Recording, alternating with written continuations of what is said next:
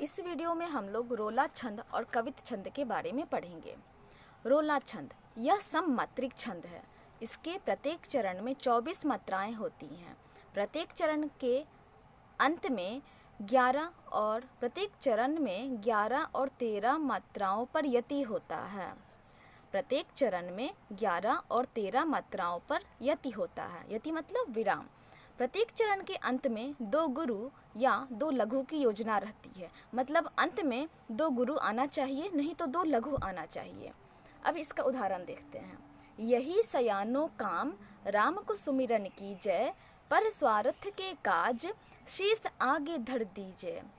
यही सयानो काम 1 2 3 4 5 6 7 8 9 10 11। प्रत्येक चरण में 11 और 13 मात्रा पर यति होती है, तो यहाँ 11 मात्रा पर यति हो रही है।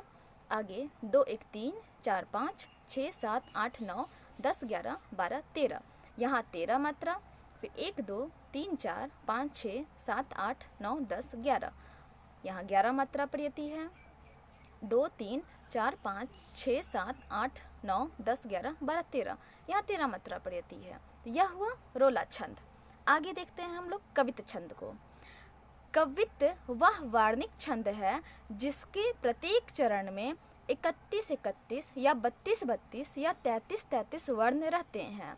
इसमें मात्राओं के क्रम का नियंत्रण होने से गणों का विधान नहीं है, केवल वर्णों की संख्या प्रत्येक चरण में बराबर होती है। अब यह हम लोग स्पष्ट कर लेते हैं कि जितना भी छंद अभी हम लोगों ने पढ़ा वह मात्रिक छंद है, किंतु कवित वार्णिक छंद है। इसमें मात्रा की गणना नहीं की जाती है, इसमें वर्ण की गणना की जाती है। इसीलिए इसमें गण का विधान नहीं है। गण मतलब यह जो हम लोग यहाँ लिख रहे हैं, इस तरह से ये गण हुआ, जैसे जगण तगण, तो यह गण हुआ। तो वर्ण कवित छंद में गण का विधान नहीं है। अब इसके 3 भेद होते हैं। मनहरण कवित, इसके प्रत्येक चरण में 31 वर्ण होते हैं। प्रथम 16 वर्णों पर यति होता है, अंत में गुरु होता है। रूप घनाक्षरी, इसके प्रत्येक चरण में 32 वर्ण होते हैं। प्रत्येक 16 वर्णों पर यति होता है, अंतिम वर्ण लघु होता है। देव घनाक्षरी, इसके प्रत्येक चरण में 33 वर्ण होते हैं। प्रत्येक 8वें वर्ण पर विराम होता है, अंतिम 3 वर्ण लघु होते हैं। अब हम लोग उदाहरण में देखते हैं। इंद्र जिमि जंभ पर बाड़ो सुवंभ पर, रावण सदंभ पर रघुकुल राज है। पौनवारी वाह पर शंभुरति नाह पर, त्यों सहस्त्र बाहु पर राम द्विज राज है। दावा द्रुम दंड पर चिता मृग झुंड पर, त्यों मलिक्ष वंश पर शिव सिंह राज है। यह भूषण की लिखी कविता है शिवाजी पर।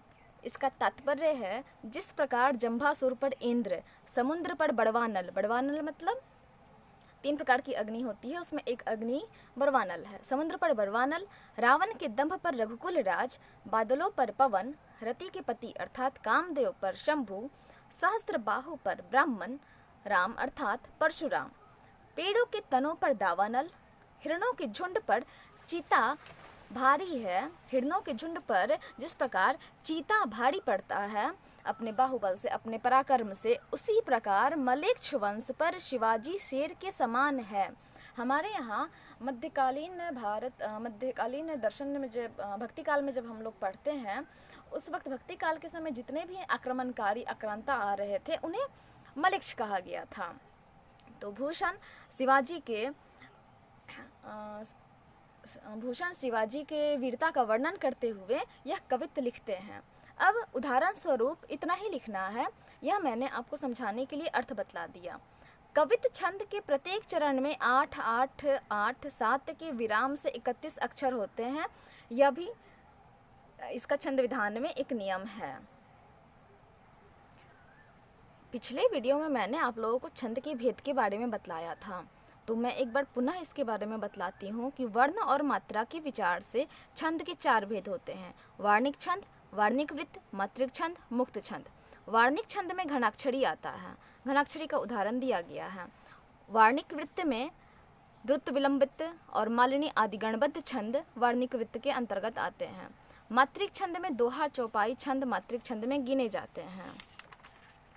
और मुक्त छंद में निराला से लेकर नई कविता में जितनी भी हिंदी कविता आती है वह मुक्त छंद कहलाती है। तो आधुनिक हिंदी व्याकरण और रचना वासुदेव नंदन प्रसाद की यह पुस्तक, इसमें छंदों का वर्णन इस प्रकार से बतलाया है।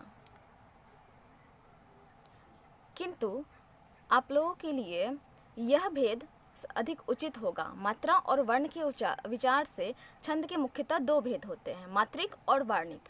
मूलतः यही होते हैं, मात्रिक जिसमें मात्रा की गणना की जाती है, वार्णिक जिसमें वर्ण की गणना की जाती है। तो प्रमुख मात्रिक छंद में दोहा, सोरठा, रोला, चौपाई, बरवे, छप्पे, कुंडलियाँ, ये 7 प्रमुख मात्रिक छंद हैं। अगर कहीं भी प्रश्न आता है मात्रिक छंद कौन कौन से हैं, तो यह 7 मात्रिक छंद हैं। अब प्रमुख वार्णिक छंद, इसमें इंद्रव्रजा, द्रुत विलंबित, मद्रकांता, मालिनी, शिखरिणी, सवैया, मतगयंद, कवित, मनहरण कवित। कवित के ये 3 भेद, मनहरण कवित, रूप घनाक्षरी, देव घनाक्षरी। तो कवित तक ये 8 प्रमुख वार्णिक छंद हैं। इंद्रव्रजा से लेकर कवित तक ये 8 वार्णिक छंद हैं। अब आपके पाठ्यक्रम के अनुसार आपको एक वार्णिक छंद पढ़ना है और दोहा, रोला, चौपाई और सोरठा, यह आपको मात्रिक छंद पढ़ना है। स्पष्ट है, मैंने आपको 2 पुस्तकों के आधार पर बतला दिया कि वह छंद के कितने भेद होते हैं। प्रमुख मात्रिक छंद है दोहा, सोरठा, रोला, चौपाई, बड़वे, छप्पे और कुंडलियाँ। प्रमुख वार्णिक छंद है इंद्रव्रजा, द्रुत विलंबित, मद्रकांता, मालिनी, शिखरिणी, सवैया, मतगयंद, कवित। अब आप लोग छंद के लिए पारिभाषिक जो अर्थ है, जो उसके अवयव हैं, उसके पारिभाषिक अर्थ को भी समझ लीजिए।